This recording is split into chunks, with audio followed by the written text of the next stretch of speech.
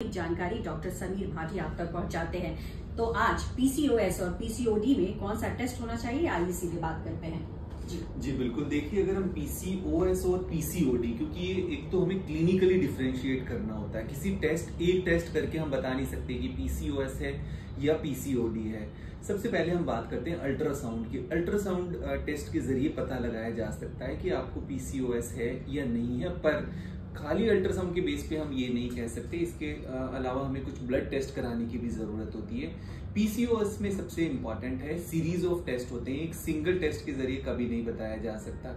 ये जो बीमारी है या ये जो सिंड्रोम है, बेसिकली हम इसको कहते हैं, इसमें हमारा हार्मोनल सिस्टम एक तो अफेक्ट होता है, मतलब ये एंडोक्राइन से संबंधित प्रॉब्लम है, या फिर हमारा मेटाबॉलिज्म की हमारी लाइफस्टाइल से संबंधित प्रॉब्लम है।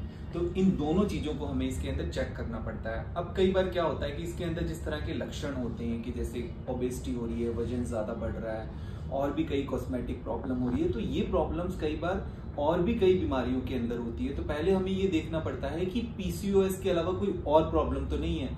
तो इसलिए हम थायराइड का टेस्ट कराते हैं, थायराइड डिजीज को रूल आउट करने के लिए कि थायराइड है कि नहीं, और कोर्टिसोल हार्मोन कराते हैं जो कि एक स्ट्रेस हार्मोन है। कई बार स्ट्रेस की वजह से या कुशिन सिंड्रोम एक हम कहते हैं, उसकी वजह से भी ये हो सकता है। इसके अलावा हम जैसा कि देखते हैं खास तौर पे एडोलसेंट एज के अंदर, इसके अंदर कॉस्मेटिक प्रॉब्लम्स होना शुरू होती है, जैसे कि एक्नी होना, फेशियल हेयर होना।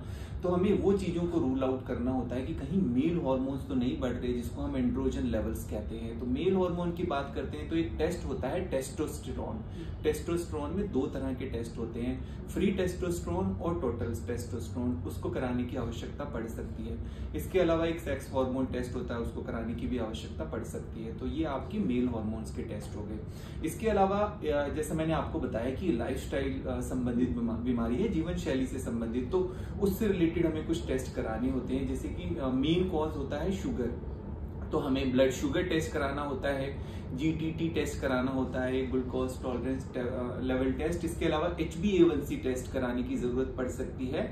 एक होमा IR टेस्ट होता है जो इंसुलिन रेजिस्टेंस को बताता है, ये टेस्ट। इसके अलावा कुछ डेफिशिएंसीज भी हो सकती है। डेफिशिएंसीज के लिए हम vitamin D, vitamin B12 level, folic acid, zinc, इस तरह के टेस्ट भी हमें कराने की आवश्यकता पड़ सकती है।